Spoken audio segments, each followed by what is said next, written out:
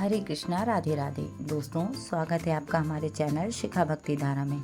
आप सभी लोगों को कार्तिक मास के पावन पर्व की हार्दिक शुभकामनाएं। आप सभी लोगों का दिन मंगलमय हो। तो आज हम आपको अपने इस वीडियो में कार्तिक मास महात्म कथा का अध्याय 27वां श्रवण कराएंगे। तो चलिए वीडियो शुरू करते हैं। गुरु श्री गणपति महाराज की जय, श्री गुरुदेव महाराज की जय, श्री हरि विष्णु भगवान की जय, माता लक्ष्मी की जय, श्री महा तुलसी महारानी की जय। कृष्ण नाम का आसरा, कृष्ण नाम का ध्यान, 27वां अध्याय अब लिखने लगा महान। पार्षदों ने कहा, एक दिन की बात है, विष्णुदास ने नित्य कर्म करने के पश्चात भोजन तैयार किया, किंतु कोई छिपकर उसे चुरा ले गया। विष्णुदास ने देखा भोजन नहीं है, परंतु उन्होंने दोबारा भोजन नहीं बनाया, क्योंकि ऐसा करने पर सायंकाल की पूजा के लिए उन्हें अवकाश नहीं मिलता। अतः प्रतिदिन के नियम का भंग हो जाने का भय था। दूसरे दिन पुनः उसी समय पर भोजन बनाकर वे ज्यों ही भोजन विष्णु को भोग अर्पण करने के लिए गए, त्यों ही किसी ने आकर फिर सारा भोजन हड़प लिया। इस प्रकार 7 दिनों तक लगातार कोई उनका भोजन चुरा ले जाता रहा। इससे विष्णुदास को बड़ा विस्मय हुआ। वे मन ही मन इस प्रकार विचार करने लगे, अहो, कौन प्रतिदिन आकर मेरी रसोई चुरा ले जाता है। यदि दोबारा रसोई बनाकर भोजन करता हूँ तो सायंकाल की पूजा छूट जाती है। यदि रसोई बनाकर तुरंत ही भोजन कर लेना उचित हो तो मुझे ये ना होगा, क्योंकि भगवान विष्णु को सब कुछ अर्पण किए बिना कोई भी वैष्णव भोजन नहीं करता। आज उपवास करते मुझे 7 दिन हो गए। इस प्रकार मैं व्रत में कब तक स्थिर रह सकता हूँ। अच्छा, आज मैं रसोई की भली भांति रक्षा करूँगा। ऐसा निश्चय करके भोजन बनाने के पश्चात वे वहीं कहीं छिपकर खड़े हो गए। इतने में ही उन्हें एक चांडाल दिखाई दिया, जो रसोई का अन्न हर कर जाने के लिए तैयार खड़ा था। भूख के मारे उसका सारा शरीर दुर्बल हो गया था। मुख पर दीनता छा रही थी। शरीर में हाड़ और चाम के सिवा कुछ शेष नहीं बचा था।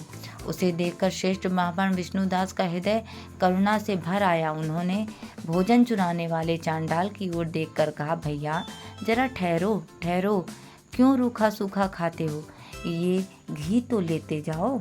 इस प्रकार कहते हुए विप्रवर विष्णुदास को आते देख वज चांडाल भय के मारे बड़े वेग से भागा और कुछ ही दूर पर मूर्छित होकर गिर पड़ा।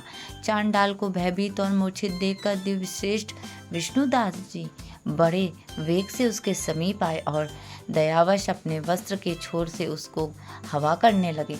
तदंतर जब वह उठकर खड़ा हुआ तब विष्णुदास ने देखा वह चांडाल नहीं है, बल्कि साक्षात नारायण ही शंख चक्र और गदा धारण किए सामने उपस्थित है। अपने प्रभु को प्रत्यक्ष देखकर विष्णुदास सात्विक भावों से वशीभूत हो गए। वे स्तुति और नमस्कार करने में भी समर्थ न हो सके।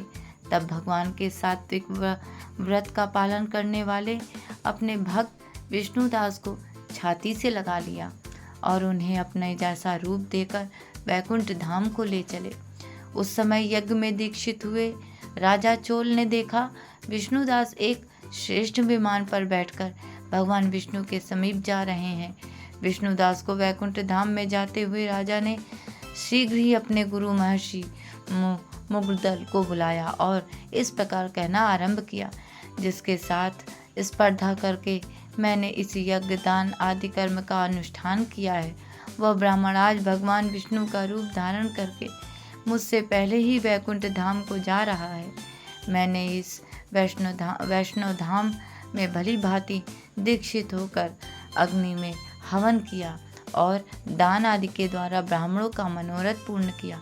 तथापि अभी तक भगवान विष्णु मुझ पर प्रसन्न नहीं हुए और इस विष्णुदास को केवल भक्ति के ही कारण श्री हरि ने प्रत्यक्ष दर्शन दिया है। अतः जान पड़ता है कि भगवान विष्णु केवल दान और यज्ञों से प्रसन्न नहीं होते, उन प्रभु का दर्शन कराने में भक्ति ही प्रधान कारण है। दोनों पार्षदों ने कहा, इस प्रकार कहकर राजा ने अपने भांजे को राज सिंहासन पर अभिषेक कर दिया।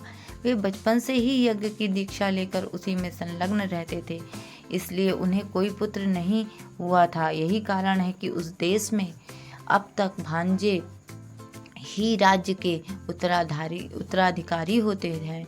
भांजे को राज्य देकर राजा यज्ञशाला में गए और यज्ञ कुंड के सामने खड़े होकर भगवान विष्णु को संबोधित करते हुए 3 बार उच्च स्वर में से निम्नांकित वचन बोले। भगवान विष्णु, आप मुझे मन, वाणी और शरीर और क्रिया द्वारा होने वाली अविचल भक्ति प्रदान कीजिए। इस प्रकार कहकर वे सबके देखते देखते अग्निकुंड में कूद पड़े। बस उसी क्षण भक्तवत्सल भगवान विष्णु अग्निकुंड में प्रकट हो गए। उन्होंने राजा को छाती से लगाकर एक श्रेष्ठ विमान में बैठाया और उन्हें अपने साथ विमान में ले गए और वैकुंठ धाम की ओर प्रस्थान कर दिया। नारद जी बोले, हे राजन, जो विष्णु दास थे वे तो पुण्यशील नाम से प्रसिद्ध भगवान के पार्षद हुए, और जो राजा चोल थे उनका नाम सुशील हुआ। इन दोनों को अपने ही समान रूप देकर भगवान लक्ष्मीपति ने अपना द्वारपाल बना लिया। इस प्रकार से कथा अध्याय 27वां पूर्ण हुआ। आप सभी लोगों को कार्तिक मास के पावन पर्व की एक बार फिर से हार्दिक शुभकामनाएं। आप सभी लोगों को वीडियो में दी गई जानकारी अच्छी लगी हो, वीडियो पसंद आया हो तो प्लीज़ लाइक करें, शेयर करें व सब्सक्राइब करें।